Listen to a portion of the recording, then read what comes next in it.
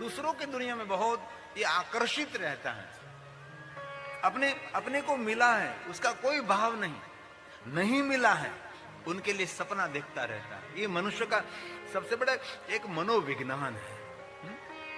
और संतुष्टि नहीं है, जो मिला इसमें संतोष नहीं, इसलिए मनुष्य हमेशा असंतुष्ट रहकर अतृप्त और दुखी रहता है। शिव के लिए कहा नहीं स्वात्मारा विश्व मृग तृष्णा भ्रमेति, कभी शिव जी को कोई तृष्णा नहीं है और मनुष्य निरंतर तृष्णा से भरपूर रहता है। कैसे? तो कि मृग तृष्णा, मृग को तृष्णा लगी तो मृग दूर दूर देखता है तो जल जैसा दिखाई देता है, तो मृग जल पीने के लिए दौड़ता रहता है, लेकिन मृग को जल नहीं मिलता, मृग की मृत्यु हो जाती है। मनुष्य का भी ऐसा ही है, जीवन पर्यंत दौड़ता रहता है, जीवन पर्यंत दौड़ता रहता है, लेकिन कहीं भी सुख नहीं मिलेगा उसको। इसीलिए नीति सूत्र में क्या कहा, मनुष्य की मानसिकता एक मेढक जैसी मानसिकता है। मेढक क्या करते हैं, मेढक के आगे से कोई चींटी कीड़ा मकोड़ा निकलता है तो मेढक कभी खाने को छोड़ता नहीं है। कभी कभी तो मेढक को पीछे से सर्प ने पकड़ लिया है, पीछे से पकड़ लिया, संपूर्ण पकड़ लिया है, और मेढक को पता भी है मुझे सर्प खा जाएगा, पीछे से सर्प ने पकड़ रखा है, मृत्यु होने वाले, निकलने वाला है सर्प, तो भी आगे से कोई चींटी कोई मकोड़ा निकले, जीव जंतु निकले, ये मेढक खा जाता है। और मनुष्य का भी मानसिकता यही होती है। हम सबको पता है कि हम सबके पीछे काल दौड़ दौड़ कर आ रहा है, कभी भी आ सकता है, कोई भी समय, लेकिन हम लोग हमारे जीवन के प्रति कोई गंभीरता हमारे नहीं रहती, और किसी के पास भी मृत्यु का समय नहीं है। कोई मनुष्य, चाहे संत साधु महापुरुष कोई होगा ओलिया पुरुष, बाकी ज्यादातर लोगों को मृत्यु का कोई संदेश नहीं उसके पास, कब कहां कैसे मृत्यु हो सकती है। लेकिन निरंतर मनुष्य दौड़ता रहता है, भागता रहता है। इसलिए जीवन में और सभी तैयारी करे ना करे, लेकिन मृत्यु की तैयारी तो होनी ही चाहिए। शिव जी का सबसे बड़ा संदेश है मृत्यु की तैयारी। और एक दिल से मैं कह सकता हूं कि दुनिया में हमारे पास बहुत सारे देवता हैं, लेकिन मृत्यु के देवता तो एक है, जो महादेव है। गले में सर्प पहनकर मनुष्य को सावधान कर रहा है कि काल तेरे गले में पड़ा है, कभी भी आ सकता है, तो कुछ कर। ये शिव है, ये महादेव है, मंगलमय करना है। उनके लिए भगवान महादेव का अर्चन दर्शन, भगवान महादेव का स्मरण करना ही पड़ेगा। कितने सामर्थ्यवान देव दुनिया में, लेकिन कोई मृत्यु का देव नहीं है। मृत्यु का देव एक शंकर भगवान महादेव है। और गौरव से कह सकते हैं हमारे लोक में, हमारे लोक का नाम क्या है, मृत्यु लोक। जहां लोग जन्म लेते हैं, जहां मरते हैं, उसको कहते हैं मृत्यु लोक। और मृत्यु लोक का कोई देवता है तो शंकरम लोक शंकरम, हमारे लोक में रहने वाला देव भगवान शिव है। ब्रह्म लोक में देवता, देवलोक में विष्णु, वैकुंठ लोक में, सत्य लोक में परमात्मा, लेकिन एक शंकर भगवान देव ऐसे हैं, हमारे मृत्यु लोक का देव है, हमारे लोक का देव है, हमारे लोक में रहने वाले। लेकिन बहुत सारे लोग शिव को छोड़कर अन्य स्थान पर भटक रहे हैं। मूल स्थान हमारा शिव है, हमारा जन्म स्थान, जीवन, सब कुछ भगवान शिव ही शिव है। इसलिए भगवान महादेव का जीवन चरित्र सबसे अलग, सबसे जुदा, सबसे दिव्य है। भगवान शिव को कोई भ्रमित नहीं कर सकता, और मनुष्य बहुत कुछ करते हुए भी भ्रमित रहता है और मोक्ष और मुक्ति से वंचित भी रहता है। शिव एक ऐसा देव है, अपने में स्वयं में स्थित रहता है। ये भगवान महादेव की महिमा है। इसलिए मृत्यु को मंगलमय करने के लिए भगवान शिव, और कोई भी देवी देवताओं का आप देखें, सब ने भगवान महादेव के साथ, लक्ष्मी जी के सामने प्रकट हुए तो शिव जी ने एक ही बात कही, मांगो। और बहुत सारी कथा आपको मिलेगी, शिव जहां जहां प्रकट हुए वहां महादेव के मुख में से एक ही शब्द प्रकट हुआ, बस मांगो। निरंतर देते रहे, निरंतर सबको देते रहे, वो शिव है। और लक्ष्मी जी ने कहा कि महादेव मेरी भक्ति आज परिपक्व हुई और महादेव आपका मुझे दर्शन हुआ। भगवान क्या मांगो, आपका दर्शन ही सबसे बड़ा वरदान है। महादेव आप मेरे सामने प्रकट हुई, आपका दर्शन मेरे लिए सबसे बड़ा वरदान है। उससे बड़ा वरदान क्या हो सकता है? जिनके सामने भगवान शिव प्रकट हुए और महादेव ने दूसरी बार कहा, लक्ष्मी जी कुछ वरदान मांगो मेरे पास। लक्ष्मी जी ने कहा, भगवान आप मुझे कह रहे इसीलिए मैं कहती हूं, एक ही कृपा करो भगवान, मेरे हृदय में महादेव जी आपकी भक्ति सुस्थिर रहे, मेरी भक्ति कभी विचलित न हो जाए, बस ऐसा वरदान मुझे चाहिए। और मेरा प्रेम विष्णु जी के चरणों में रहे, मेरे हृदय में महादेव आपकी भक्ति निरंतर धबकती रहे। और भगवान राम के सामने महादेव प्रकट हुए तो राम जी ने यही मांगा, सुस्थिर भक्ति मांगा। द्वारकाधीश भगवान कृष्ण के सामने भगवान शिव प्रकट हुए, द्वारकाधीश कृष्ण भगवान ने यही वरदान मांगा, मेरे हृदय में महादेव आपकी भक्ति सुस्थिर रहे। विष्णु ने क्या मांगा? विष्णु ने यही, ब्रह्मा ने भी यही, मैं कभी विचलित न हो जाऊं, आपकी भक्ति से कभी दूर न चला जाऊं, बस भगवान महादेव आपकी भक्ति सुस्थिर रहे। रावण ने क्या मांगा?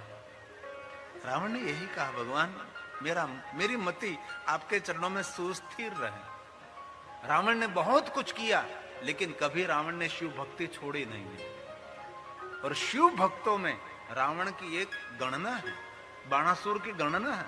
बहुत सारे असुर हुए जिन्होंने महादेव की भक्ति करके शिव भक्तों में उसकी गणना हो रही है।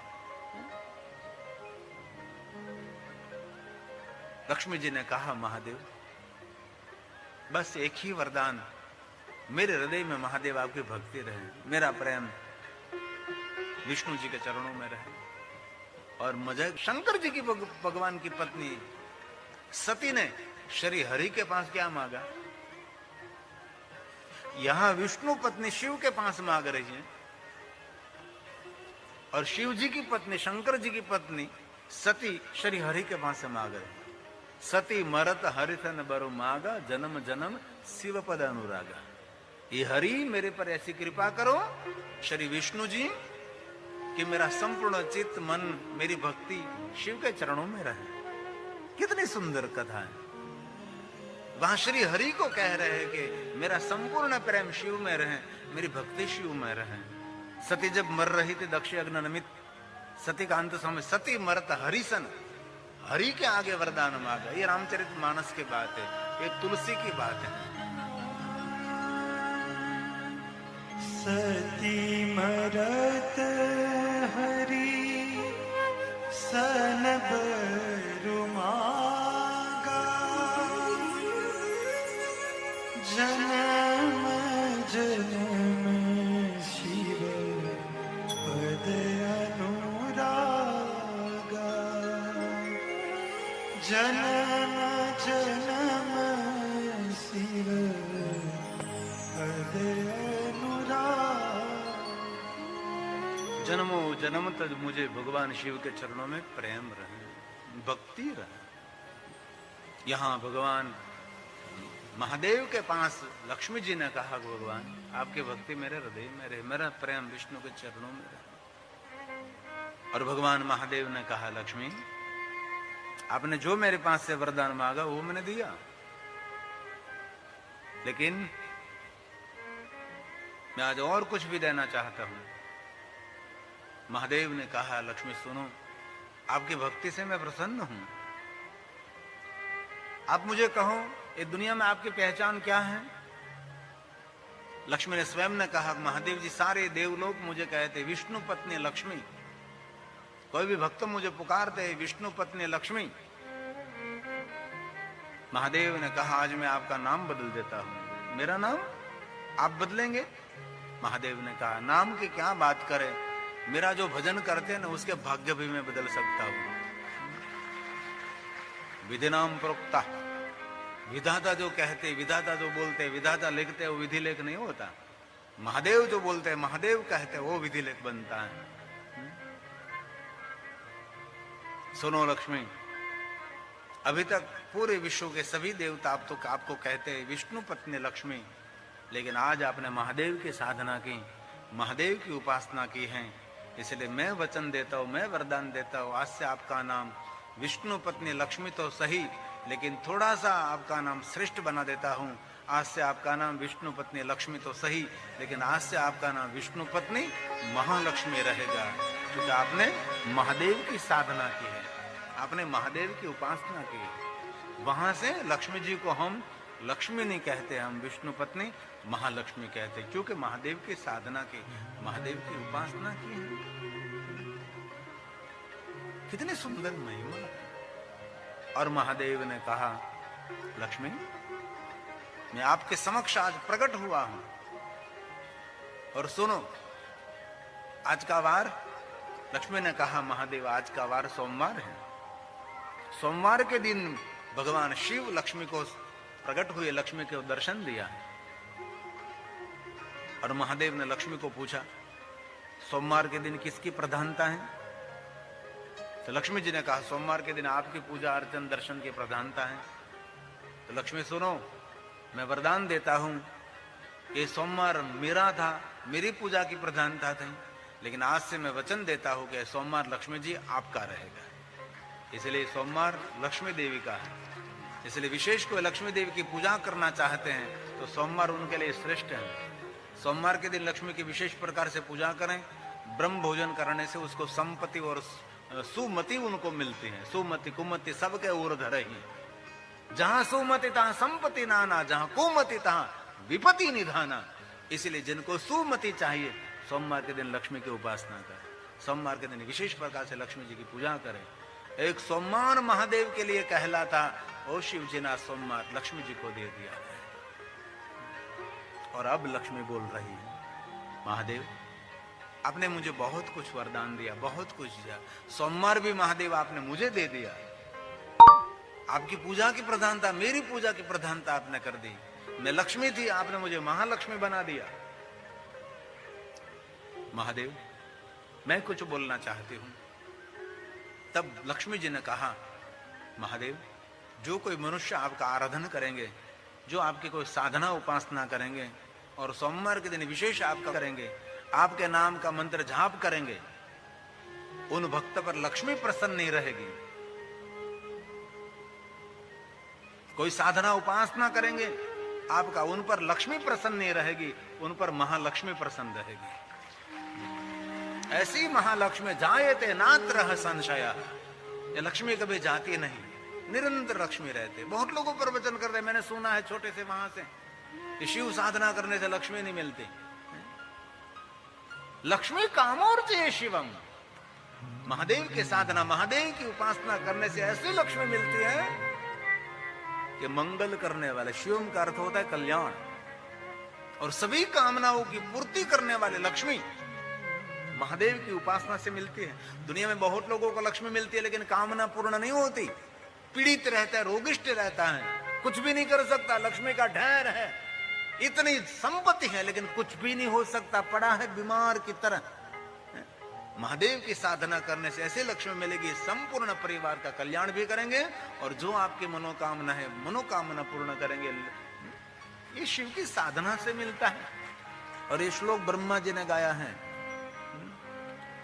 ये श्लोक शिव महापुराण ग्रंथ का है, और स्वयं ब्रह्मा जी नारद जी को बता रहे हैं, कमलेर बिल्व पत्रेश, जो कोई कमल पुष्प बिल्व पत्र पुष्पों से, बिल्व पत्र से शिव का पूजन करते हैं, शत पत्रे तथा पुनः शंख पुष्पै तथा देवं लक्ष्मी कामोर्चे शिवं, लक्ष्मी कामोर्चे शिवम। शिवम का अर्थ होता है कल्याण। महादेव की साधना करने से कामना की पूर्ति करने वाली और परिवार का शुभ और मंगल करने वाले लक्ष्मी शिव साधना से मिलती है। शिव सब कुछ देता है, में से एक भी वार शिव का नहीं है भाई।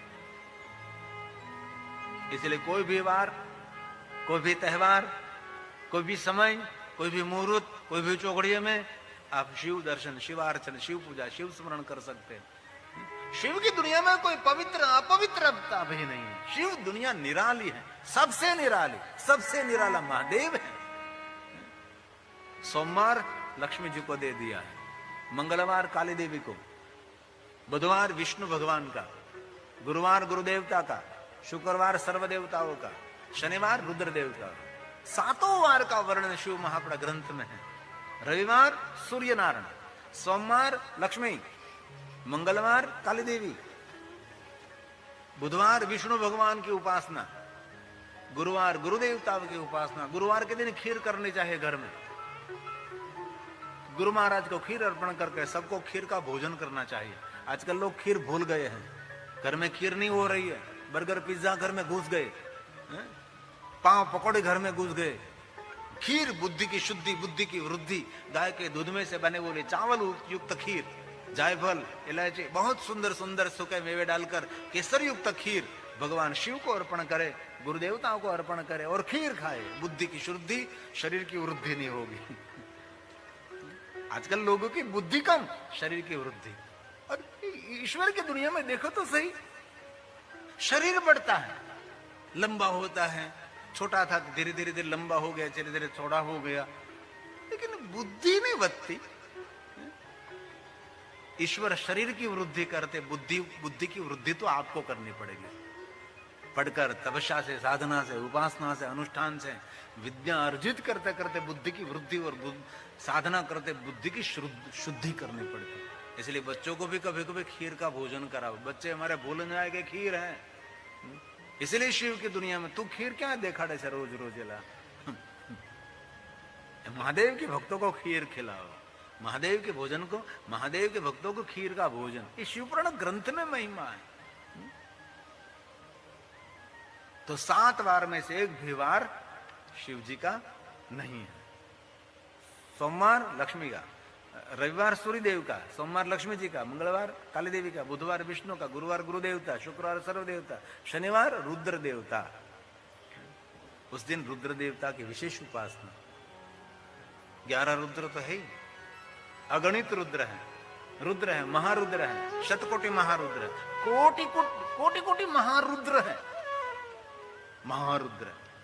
और विशेष प्रकार से हम शनि, बहुत सारे मंगलवार के दिन नहीं, हनुमान जी की विशेष साधना मंगलवार के दिन जरूर करनी चाहिए, लेकिन मंगलवार से ज्यादा शनिवार है। लेकिन एक परंपरा, हमारे गुजरात में मंगलवार को कोई नहीं, हनुमान जी की नहीं साधना करते कोई, लेकिन हनुमान जी की विशेष प्रकार से साधना शनिवार के दिन, क्योंकि रुद्र का है। और हनुमान जी कौन है? रुद्र है ना, रुद्र है हनुमान जी। तो रुद्र की उपासना करनी है तो शनिवार है। रहा था कोई भी मनुष्य कोई भी समय भगवान महादेव का पूजन अर्चन दर्शन कर सकता है। शिव के दरबार में कोई भेद नहीं, सबका स्वीकार्य शिव है। देखो महादेव का परिवार जन्मजात वैर वृत्ति से भरा हुआ परिवार है। माता जी क्या रखती है? भवानी। सिंह रखते, शंकर जी नंदी रखते हैं, दोनों का जन्मजात वैर। शंकर जी गले में सर्प पहनते हैं तो सामने गणेश जी मूषक रखते हैं, और शंकर जी सर्प पहनते हैं तो मयूर जी, कार्तिक स्वामी मुर्गड़ मयूर रखते हैं। दूत भूत दूत सब साथ में रहने वाला। भगवान शिव के मुख में अमृत, कंठ में जहर है, तीसरा नेत्र अग्नि ज्वाला और मस्तक पर से जल बहता है, भाल में चंद्र अमृत की बारिश करता है। विचित्र देव है। सबसे विचित्र का अर्थ होता है सबसे सुंदर। विचित्र, चित्रकूट विचित्र। त्रिशूल दंड देने के लिए तीक्ष्ण त्रिशूल रखते हैं, दूसरी तरफ अपने भक्तों को आनंद देने के लिए निरंतर डमरू बजाते रहते हैं। ये शिव है, संहार करने वाले रक्षक, और एक तरफ नृत्य करने वाला देव, ये भगवान शिव। शिव की लीला अपरंपार है।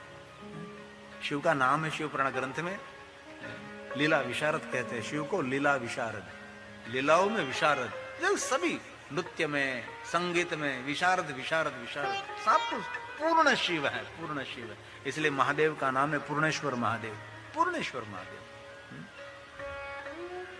ये शिव है। इसलिए हर मनुष्य के लिए सुख देने वाला, शांति देने वाला शिव है। पूजिताभ्य पितृभ्याम, ये वही। कितनी सुंदर बात है।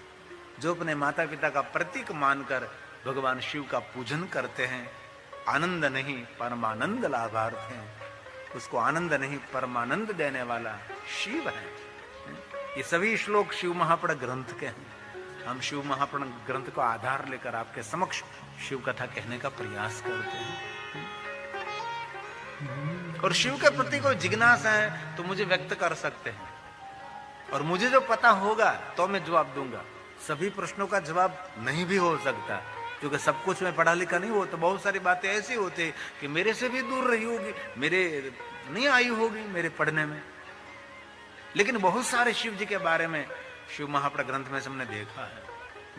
तो श्लोक भगवान व्यास का प्रसाद, एक एक श्लोक शिव जी की पूजा है, एक एक श्लोक महादेव की वंदना है। पूजिताभ्याम पूजिताभ्यां पितृभ्यां तु परमानंदं एव हि। शिव क्या देता है? शिव आनंद नहीं देता। शिव क्या देता है? परम आनंद देने वाला शिव, ये महादेव। मेरे युवान भाइयों बहनों, तो मैं दिल से प्रार्थना करता हूँ, जितने युवान भाई वृद्धों के लिए ठीक है, लेकिन युवान भाई बहन जो सितारे तोड़ना चाहते हैं तो शिव जी को साथ में रखो। आसमान में उड़ना चाहते हैं तो महादेव को साथ में रखो। कोई आपको पछाड़ नहीं सकेगा, कोई आपको हरा नहीं सकेगा। जिनके साथ में महादेव, निरंतर शिव का नाम है, शिव का स्मरण है। इसलिए शिव महापुराण ग्रंथ में कहा पूजिताभ्यां पितृभ्यां तु परमानन्दं एव हि। परमानन्दनं लाभार्थे शिवलिङ्ग प्रपूज्यते।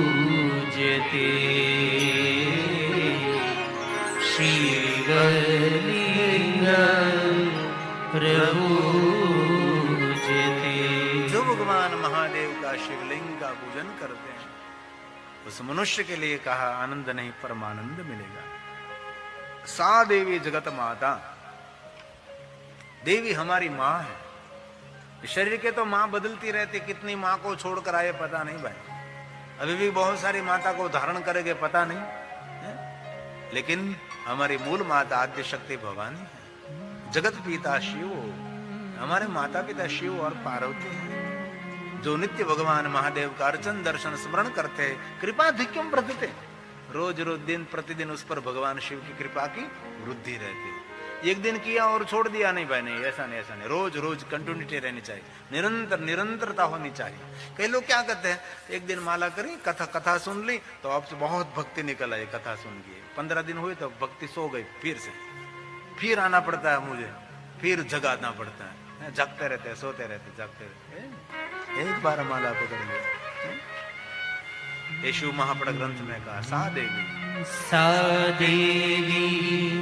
जगता माता स शिवो जगत पिता पितरो शुश्रूषके नित्यं कृपाधिक्यं हि वर्धते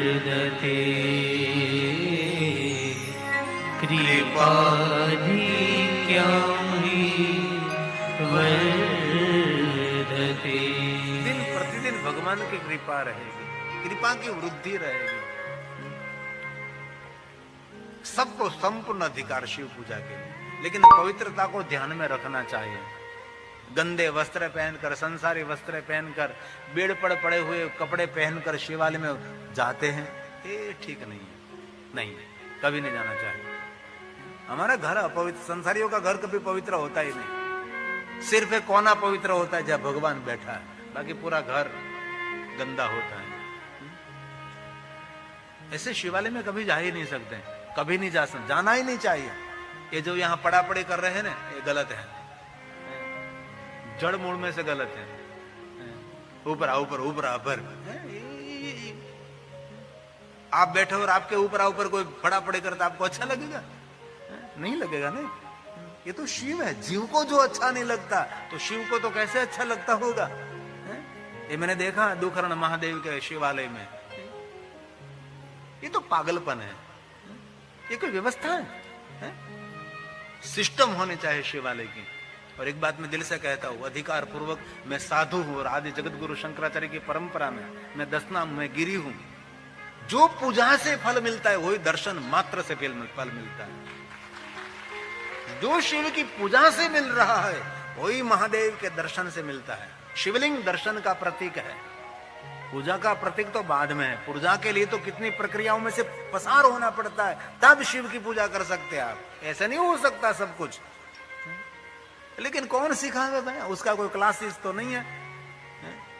रसोई बनाने के क्लासेस है, अंग्रेजी सीखने के लिए क्लासेस है, विज्ञान सीखने के लिए क्लासेस है, मनोविज्ञान सीखने के लिए क्लास है, ब्यूटी पार्लर सीखने के लिए क्लासेस हैं।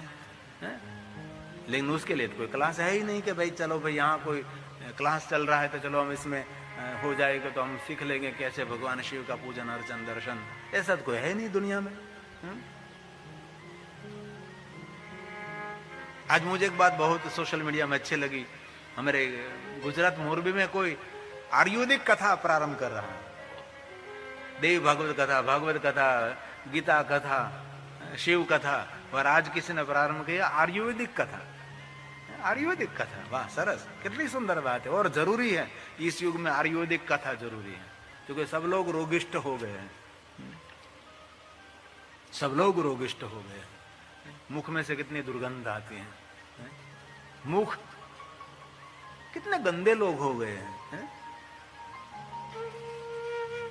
रोग से भर गए लोग। आयुर्वेदिक कथा। और बार बार मैं तो कहता हूं, सोना चांदी हीरे मोती राजमहल बैंक बैलेंस डिपॉजिट ये आपका धन नहीं, आपका धन है आपकी तंदुरुस्ती, आपका आरोग्य, वो सबसे बड़ा धन है। आरोग्य से बड़ा कोई धन ही नहीं है। आजकल लोग कितने रोगिष्ट होने जा रहे हैं। ये तो भगवान ने हमारे सबके रक्षा करी। कोरोना काल से हम बाहर निकल गए और हमें नजर के सामने कितने लोग चले गए कोरोना काल में।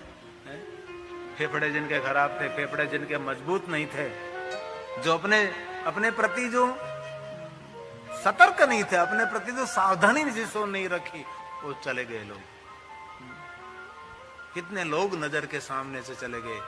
दया आती है, याद आता है तो अभी आंख भर जाती है। अगणित